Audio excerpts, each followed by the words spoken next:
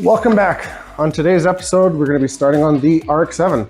So, not many know, sitting here, that was holding my backpack, that's the RX-7 engine. So, I'll uncover it, pull it in the middle, show you what we're working with.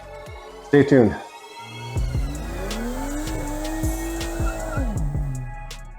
So to give you guys a bit of a story, my RX-7, being the Mazda FC3S, was originally imported from Japan, I believe back in 2003 when I had purchased it.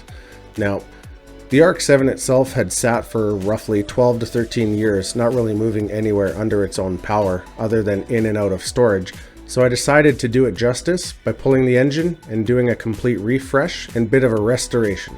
The engine itself was rebuilt a few years back, approximately 10, but it was perfectly fine and compression was good. Now, I ended up pulling it 2 years ago when I had more motivation to complete this project, and for some reason over the past 2 years, probably during the pandemic, I kind of lost interest, so it sat on the back burner. My buddy Sean offered to assist in getting the engine ready to be mated to the transmission and then eventually put into the vehicle itself, so you'll see him throughout the process. Look at that. Look at that. Yeah, so the manifold, it was actually warped. So there's 2 leaks here. There's 1 leak here at the wastegate. There's 2 vacuum caps popped off the upper intake manifold. Yeah. And there was this one on the side here. But yeah, I cleaned out the lower intake manifold when on the block itself, when I had the lower intake manifold off, you know, the coolant ports. So I got the frost plugs from a Miata that fit perfectly in there. Yeah, in the holes. Yeah, so I cleaned those out. I used a skim of gasket maker and I put them in there and I used a socket just to tap them in. Yeah. Let them skim over. Intake manifold, I have the upper one. My injectors, the secondary injectors. Yeah, I remember you got a smoking deal on them. Yeah, the secondary injectors are like $28 each at Rock Auto. Yeah, I'll send you the exact part number. I literally cross-referenced because I couldn't believe it. So I'm going to spin it around to show. So these ones here, these are off Ford Crown Victoria, but the propane one, 1680cc. So these are off a Crown Victoria. Can't remember the part number offhand, but these are also reman for 27 bucks. So I had the 2 prior, and the reason the car started running like a lump of shit after a while is I would accelerate and it'd go lean, and I'm like, what the fuck's wrong with this? So the AFR would go to like 21, 22, so I'd let off. The injectors weren't coming on. So between the exhaust leaks, the vacuum leaks, the injectors not coming on, it was a fucking sad sack. So for the big boy, 2 1/8 inch socket and what is this? 3/4 to 1 inch for that one. Look at that. Holy shit. Yeah, 3/4 drive torque wrench. You know what's ironic? The flywheel bolt is torqued more than this probably makes in torque. Great. So just off camera, because I clearly don't know how to use it or press record, we ended up torquing the flywheel bolt to 400 some odd foot-pounds. I can't remember the exact spec, but I do know it takes a 54mm socket. So I had a bunch of goodies that I ended up stockpiling over the past few years in a few boxes. So we're gonna go over those quick to see what we have. I probably shouldn't be throwing this. All right, what do we got? Oh, headlights. Oh, it's a good thing I didn't throw it. Yeah, right? Belts. That tensioner, or this belt looks like it's been on the shelf since the 80s. Right? They've even changed the part number it's been on there, it's so old. Is this the actual right belt? Like, it has, like, teeth. No, yeah, it's a V-band because of the radius, right? So they have to be slotted so that when it goes around the pulley. Oh. They're usually... the more you know? Sort of.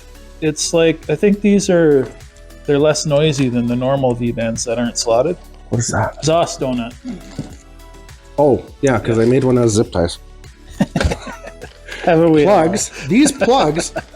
What are they, 9s? I think 10s. 7s and 9s. That's not right. Plugs. No, 7s is stock. Well, hold on. There's more plugs here. Because I was going to say this was in the glove box the whole time. Oh, there you go. 4 9s. Yeah, okay, that's what most guys run on the street. Yeah, because I think on secondaries they run 10 sometimes.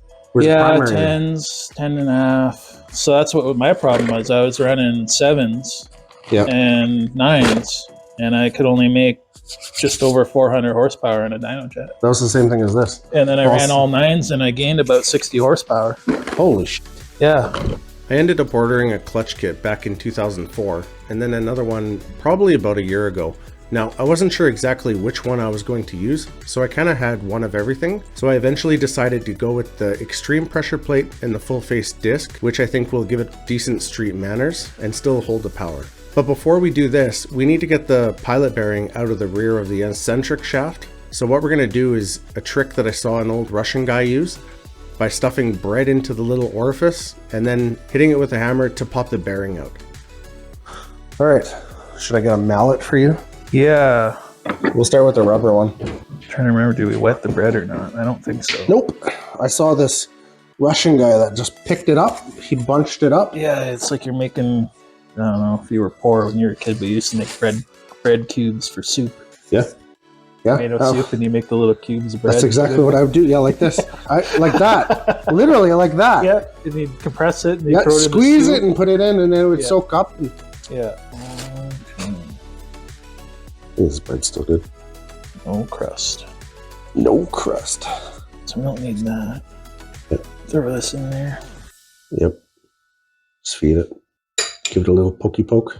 I think this is going to work better than we think. I've never actually done this before, but I've seen so many people do it. Yeah. And have some measure of success, so... Don't get me wrong, I've never done it myself, but... I've also seen people do it with grease. Grease is pretty good, because it generally won't squish around. But bread, yeah, you just keep squishing it in there, and eventually it'll bunch up behind the... bunch up behind the pilot bearing. So how do we know how far the pilot bearing needs to go in? I can't remember if they have a stop on the back or not, but usually about... So the seal sits flush-ish. Is it working? I don't know. Yeah, I think so. Maybe a big boy hammer? Yeah. So this wouldn't affect, like... No, there's nothing in there. It's just... No, like throughout the eccentric shaft. Oh, no. No. Okay. Actually, that fit pretty good. Yeah! There we go. Woo! The first time I've ever done that. Remember, kids, it ain't stupid if it works. I was skeptical at first. Were you? I had nothing but faith. Okay, now we need a flathead to pick it all out. Yeah. Why is there crumbs everywhere? Holy shit, that's a lot of... Look how dense it is. Yeah, it's like a cork. Are you going to be eating tomato soup anytime soon? No. Maybe, actually. I was talking about it earlier, now I kind of want some. Do you want this? Nah, okay. I'm good. So after we get the old bearing out, it's time to put the new bearing in. Now the easiest way is to give it a little bit of a lube and then place it right where it needs to go. Now tapping it in with something that's the same diameter or same outer diameter as the bearing would make it ideal. Just ensure that it ends up going in straight and then give it a little bit of a lubrication with some grease. So when I removed the transmission initially, it was completely black in color. So after pressure washing it and spraying it down with some super clean or purple power, whatever it was, it turns out that it was actually silver. Now, I fully disassembled it just to ensure that everything was going to be cleaned up properly, and here we are just starting to reassemble it, including the pivot ball, the input shaft seal, the clutch fork, and making sure that it all moves without any issue. So this clutch fork's got a little spring on the back. So what'll happen is your pivot ball will sit in it. It's like that, so it can't go anywhere. And then sometimes it'll break, and then you're screwed. The pivot itself. There's just a lot of pressure on there. So damn. When you put them in, yeah, they just fit over that. Are we gonna grease it? Yeah, we can do that. Yeah. Let's put a little bit on there. The tiniest bit. Copper coat would probably work pretty good. Good thing I don't have any of that. Yeah. This copper coat just sticks to everything. I usually use like a anti-seize. Yeah, nickel anti-seize. Yeah. They're for different materials too, though. Eh? Like you use copper coat on some things, you use anti-seize on other things. I'm learning that, but I've just kind of thrown nickel shit on everything. So it just fits on like that. So we're gonna get the throwout bearing. should be in the clutch box. So this is already greased, so we're good to go. Yeah? Nice. So while we started to reassemble it, it was a little bit tricky to remember exactly how it went back together, since I did end up taking this apart 2 years ago. But it ended up getting sorted, and then I'm going to continue on by washing it a second time. I had washed it initially 2 years ago, but obviously, you know, things happen and dust settles, so it needed another bath quickly. So where I left off 2 years ago, I had removed the steering shaft because there was play in one of the U-joints. So I gave it to Sean to get it rebuilt, or at least we attempted to. So right behind it was a little bit of a rust patch that I needed to fix before I put the steering shaft in. So I'm going to finish this off. I put rust converter on it, it looked okay, and now it just needs a layer of paint. Now for the steering shaft, because this is a JDM right-hand drive RX-7, it's going to be a little bit tricky, as I wanted to find the exact steering shaft to go into this. I ended up finding one out of a convertible that has a rubber damper in the middle, and one of the U-joints of course was bad on this one as well. But ironically, the one that was bad on this wasn't bad on my other one.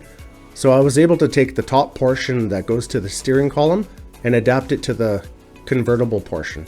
It ended up working pretty good and it actually fits. Now I won't have any more play in the steering wheel, which was a major thing, especially when you're going 100 kilometers an hour plus. So what's so nice about this flywheel? So this is an automatic transmission counterweight. That's what this is. Right, You need it to run these because these flywheels they're like trued balance. There's no counterbalance on them. Yes. So you need the automatic transmission counterweight Because I think the factory to run flywheel. it. The factory the flywheel balance it has the counterweight built in. Yes, It's cast that's into what it it. was. So your factory flywheel is 30 pounds, 32 pounds or something. Yep. And then it's, I think a Pro Street flywheel, which is the medium one, it's in the 20s, low 20s. That's 22. And then this one's 12 or 13, I can't remember. It's very light. It was like 14? It could be. I'm not 100% sure. Either way. It's been a while. I have this flywheel and I like it. It doesn't give you a lot of torque off the line, like if you're just street driving. If I wanted torque, I wouldn't have an RX-7. Right. So it didn't really matter. Yeah. That side goes towards the engine. Okay, let's wiggle these out. So the flywheel itself, we were on a bit of a hiatus as we kind of lost the flywheel bolts. But then I kind of realized they were actually underneath it the entire time. So when you go to install the flywheel, just make sure that both sides are cleaned with brake clean and a microfiber, just to alleviate any contaminant transfer onto the clutch disc itself. So the pressure plate and the clutch were a little bit annoying to get onto the dowels and to ensure that it ends up going straight. While Sean ended up holding the clutch alignment tool, I tried to tighten it down at least 2 bolts, one opposing the other, so that it would go flat right on the flywheel itself. Now, this took 2 or 3 turns, and eventually we did get it dead center, which will end up being easiest, and you'll be able to tell as soon as you try to install the transmission. If the transmission's hard to get on, the clutch is not going to be centered. After we install the transmission to the back side of the engine, I go to reinstall the starter, and right at the back portion will end up being the shifter mechanism. So I end up taking this apart just to ensure that I rebuild it so that the shifting is proper. Ooh, she done. Yeah, this one's kind of gross. You want to make sure all this is nice and cleaned out. You don't want to spray anything in there because that'll literally go right into the transmission. Yeah, so no spritzy, only wipey. Now, being that this is doesn't look like a new seal, but it's a new seal. No brake clean on rubber. I don't want to dry it out. Still has grease on the inside. Yeah, I think what I'm going to do is I'm going to put a light skim of gasket maker on it and then pop it in. So this one has the rubber on the back. I got to find a socket that goes over top of it. Look how funny that is. I can literally push it right into this one. Yeah. And then I'll just wipe this after. I don't even know why I have this big socket, but I do. So I'm not completely sure what I have this big socket for. I'm guessing it's for an axle nut off either a Subaru or maybe for an X5. But I ended up finding that the rear output seal ended up sitting inside perfectly, and the outer ledge or outer ridge of the socket would be a perfect match to tap it into the rear of the transmission. So for this portion, there's going to be a window or a blank plate just on the right side of the transmission, and then 2 others on the left side. One being a bolt that encases a spring and a ball bearing, and another one that'll end up being for the shifter lockout. Now, it was shifting poorly before, so I needed to fully disassemble it to see what kind of carnage laid inside. Oh god! There's chunks! Oh, what the f is all this? Oh, there's so many chunks. I don't think that any of this is supposed to be in here. So afterwards, we're going to move on to the fuel system itself. 2 years ago, I did end up draining the fuel tank because the fuel was roughly 12, 13, who knows how old. Now, after so long, it ends up turning to varnish. So you need to replace every filter, including the pump. And as I found with the injectors, they were seized as well once I had them cleaned. Oh, I did dump it both ways, but there shouldn't have really been anything in here. I just poured like 200 mil in my sock. Maybe just, yeah, empty it. I need that bracket. Oh, that color is not the color of fuel. Ooh. Yeah, that's the color of varnish. Sweet. Yeah, and it somehow ran on that. I don't know how. Like, it must have made good compression to run on it. Give me the socket, I'll take it off over here.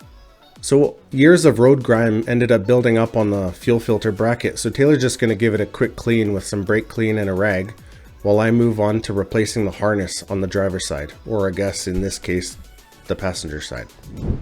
Okay, so we got the reservoirs out. Now, we thought we needed to get the rod out of the clutch, but it turns out it actually just slips out. So, as you can see on the old one, there's the hole, and we use the new one here. So you can see the hole, and all it does is it'll go inside, and it pushes a plunger, and just like that. All it does. So it's a good thing I'm cleaning this. Let's see if I can show you. So if you look, it was leaking enough that the paint all around it was actually starting to flake off because it was so bad and leaking. So I'll try and hit that with a little bit of paint quick. So Taylor's inside putting the 10 mils back on the brake master from the inside. Now because it's up and under the dash, he's built a little more like a gymnast or a yoga expert than I am, clearly. Now we move on to the passenger side frame rail. It was obviously a different color, so I just wanted to match it to the driver's side now that it was cleaned, one color and matching. Okay, so we have some level 0 motorsports engine and transmission mounts. So these are kind of nice. They are pretty sure they're marked left and right. Yeah, so one has an L, one has an R. They look identical. I don't know what the difference would be. So whatever. Made in Canada. And these are little transmission ones. So I'm going to clean up this brace. These little rubber ones here will be replaced with the polyurethane. And they should be the same in height. Yeah, identical. Okay, time to clean it. Now the only thing is this one locator one here, this one's all just chewed up and garbage. I don't know what that's for. I think it might be just an extra little bit of a damper. So we'll have to loosen that one off to get this one. Like everything else, the transmission mount ended up having years upon years of road grime that was built up. So I wanted to clean it really well before I ended up putting the new urethane mounts onto it. So after finishing the rear transmission mount, I set it aside for when we go to reinstall the engine and transmission combination. Now, I move on to the tail section of the transmission like I mentioned prior, and begin refreshing and rebuilding this portion. Now, what I'm doing here on the small windowed portion where it ends up being the lockout is the two 10 mil bolts. So you take it out, there's a spring in the lockout. I clean everything to ensure that it's going to be working properly and reinstall it along with the bolt, spring, and the ball bearing on the rear portion or the tail end. So you're going to give these two 10 mils a little bit of a snug. Now when you put the piston in here, make sure that the flat portions will be to the rear of the transmission. So the ball bearing, and when you put this one back in, the ball bearing has a spring on it, so it pushes against the steps. So 3/4 of it will be round, the flat portions to the rear of the transmission. And then this one here, you just snug it up. It's a big 19 with a copper washer. And that's it. So now we're gonna gasket maker this. So gasket maker isn't exactly rocket science, but I've seen a lot of people use way too much of it. Just put a light skim of it, then put the portion that you're going to gasket maker on, being the cap or whatever you're using, tighten the bolts finger tight and let it skim over before you actually torque it to spec. So now's the time we get ready to be dropping the engine and transmission into the vehicle. So it wasn't all that bad. All we ended up doing is hooking a chain to the rear bell housing and one to the upper right corner near the spark plugs, and it ended up holding it pretty well and balanced it pretty good. Once we lift this lump up and over and into the engine bay, you can push down on the tail end of the transmission just to sneak it under the firewall. Now what I did, once you start to lower it and wiggle it back, I just put a microfiber on the tail section just in case it bumps into the chassis itself so it doesn't leave any marks or anything. So little by little, the engine and transmission actually fit really well, but there was a ton of room, so it really wasn't all that difficult. Now, once we ended up getting it in, Taylor went underneath to mount the transmission mount to the transmission and up to the chassis, while we ended up lowering it onto the two engine mounts just in the front. It was pretty easy. Once we had it all snugged down, we actually stopped for a second, stood back, and I guess admired our work. Now, I'm getting pretty excited to see this vehicle done. It's been a long time coming, and I haven't really driven it properly in, probably 13 to 14 years. So I told myself if it's not done by this year, or at least moving under its power, it'd be sold. So here we are, plugging away, and I find a little bit more motivation to get this thing done. So that's all for today. For obvious reasons, there's definitely going to be a part 2 and likely a part 3 where I go in detail as to the next steps and what I've already completed. So for now, stay tuned. Feel free to like and subscribe, and I'll see you on the next one.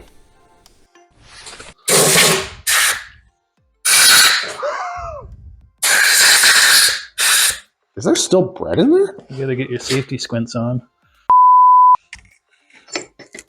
Why does that smell kind of good? I don't know. Oh, no, it does.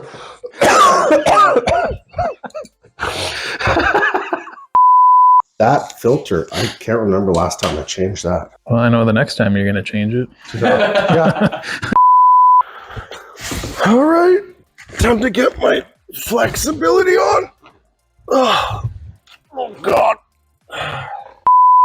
Country road, send it home to the place it belongs. With the Milwaukee, it's gonna be tight tea.